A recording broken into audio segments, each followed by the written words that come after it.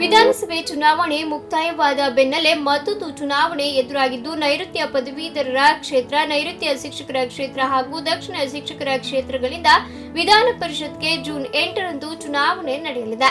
ಅಂದಾಜು 30,000 ಶಿಕ್ಷಕರು ಇರುವ ದಕ್ಷಿಣ ಶಿಕ್ಷಕರ ಕ್ಷೇತ್ರದಲ್ಲಿ ಶಿಕ್ಷಕರು ಯಾರನ್ನ ಆಯ್ಕೆ ಮಾಡಲಿದ್ದಾರೆ ಎಂಬುದು ಒಂದೆಡೆಯಾದರೆ, ಜೆಡಿಎಸ್ ಕಾಂಗ್ರೆಸ್ ಮೈತ್ರಿ ಈ ಚುನಾವಣೆಯ ಮೇಲೆ ಬೀರಬಹುದಾದ ಪರಿಣಾಮಗಳು ಮತ್ತೊಂದೆಡೆ ಚರ್ಚೆಯಾಗುತ್ತಿವೆ. ಇನ್ನು ನೈಋತ್ಯ ಪದವೀಧರ ಕ್ಷೇತ್ರಕ್ಕೆ ಜೆಡಿಎಸ್ ಅಭ್ಯರ್ಥಿಯಾಗಿ ಅರುಣ್ ಕುಮಾರ್ ನಾಮಪತ್ರ ಸಲ್ಲಿಸಿದ್ದು, ಜೂನ್ 12ರಂದು ಬೆಳಿಗ್ಗೆ 8 ಗಂಟೆಯಿಂದ ಮತದಾನ ಎಣಿಕೆ ನಡೆಯಲಿದೆ.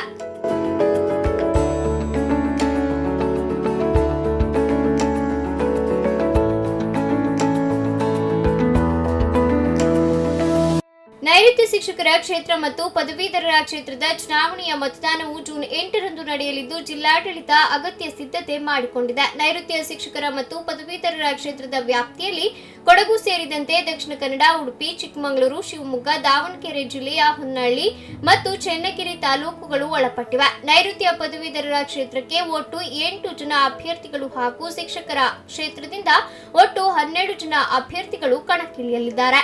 ಕರ್ನಾಟಕ ವಿಧಾನ ಪರಿಷತ್ ಚುನಾವಣೆಗಾಗಿ ನೈಋತ್ಯ ಪದವೀಧರ ಕ್ಷೇತ್ರದಿಂದ ಕಣಕ್ಕಿಳಿದಿರುವ ಉಡುಪಿ ಯುವ ನ್ಯಾಯವಾದಿ, ಸಾಮಾಜಿಕ ಮುಂದಾಳು ಅರುಣ್ ಕುಮಾರ್ ಅವರು ಇತರ ಪಕ್ಷದ ಅಭ್ಯರ್ಥಿಗಳಿಗಿಂತ ವಿಭಿನ್ನ. ಅರುಣ್ ಕುಮಾರ್ ಪದವೀಧರರ ಹಾಗೂ ಹಿಂದುಳಿದ ವರ್ಗಗಳ ಹಕ್ಕುಗಳಿಗಾಗಿ ಹೋರಾಟ ಸಮಿತಿಯ ನೈಋತ್ಯವನ್ನ ವಹಿಸಿಕೊಂಡು ಸಮಾಜಮುಖಿಯಾಗಿ ಕಾರ್ಯನಿರ್ವಹಿಸುತ್ತಿರುವುದರಿಂದ ಈ ಕ್ಷೇತ್ರದ ಎಲ್ಲಾ ಸಮಸ್ಯೆಗಳ ಬಗ್ಗೆ ಪ್ರತ್ಯಕ್ಷವಾದ ಜ್ಞಾನವನ್ನ ಹೊಂದಿದ್ದಾರೆ.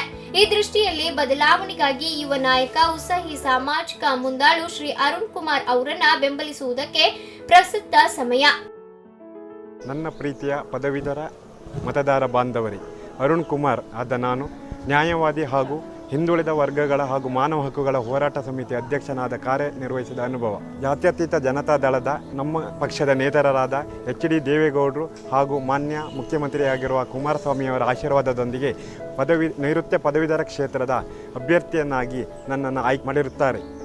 ನಾನು ಪದವೀಧರರ ಸಮಸ್ಯೆಗಳಾಗಿರುವಂಥ NPS ಹಾಗೂ ಅತಿಥಿ ಉಪನ್ಯಾಸಕರನ್ನು ಕಾಯಂಗೊಳಿಸುವಂಥದ್ದು, ಸಮಾನ ವೇತನ, ಸಮಾನ ಕೆಲಸ ಹಾಗೂ ನಿರುದ್ಯೋಗ ಸಮಸ್ಯೆ, ಇನ್ನು ಉಳಿದ ಎಲ್ಲ ಸಮಸ್ಯೆಗಳ ನಿವಾರಣೆಗೆ ನಮ್ಮ ಮುಖ್ಯಮಂತ್ರಿಯವರಿಂದ ಆಶೀರ್ವಾದವನ್ನು ಪಡೆದುಕೊಂಡು ಎಲ್ಲ ಸಮಸ್ಯೆಗಳಿಗೆ ಪರಿಹರಿಸುವಲ್ಲಿ ನಾನು ಪ್ರಾಮಾಣಿಕ ಪ್ರಯತ್ನವನ್ನು ಮಾಡುತ್ತೇನೆ. ನಾನು ಕೈ ಮುಗಿದು ಕೇಳುವುದೇನೆಂದರೆ, ತಮ್ಮ ಅಮೂಲ್ಯವಾದ ಮತವನ್ನು ನನ್ನ ಕ್ರಮ ಸಂಖ್ಯೆ 1 ತಮ್ಮ ಪ್ರಶಸ್ತಿಯ ಮತ 1ಕ್ಕೆ ಮತ ನೀಡಿ ನನ್ನನ್ನು ಆಶೀರ್ವದಿಸಬೇಕಾಗಿ ಈ ಮೂಲಕ ಕೇಳುತ್ತೇನೆ.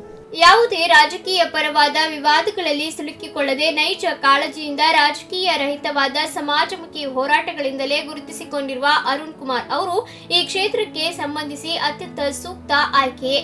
ಈ ನಿಟ್ಟಿನಲ್ಲಿ ಸುಶಿಕ್ಷಿತ ಪದವೀಧರ ಮಿತ್ರರೆಲ್ಲರೂ ಹೆಚ್ಚಿನ ಸಂಖ್ಯೆಯಿಂದ ಮತದಾನವನ್ನ ಮಾಡಿ ನೈಜ ಜನಪರ ಕಾಳಜಿಯುಳ್ಳ ಅರುಣ್ ಕುಮಾರ್ ಅವರನ್ನ ಬೆಂಬಲಿಸುವುದು ಅತ್ಯಂತ ಸೂಕ್ತ ಎನ್ನುವುದು ಪ್ರಬುದ್ಧ ಮತದಾರರ ಆಶಯವಾಗಿದೆ.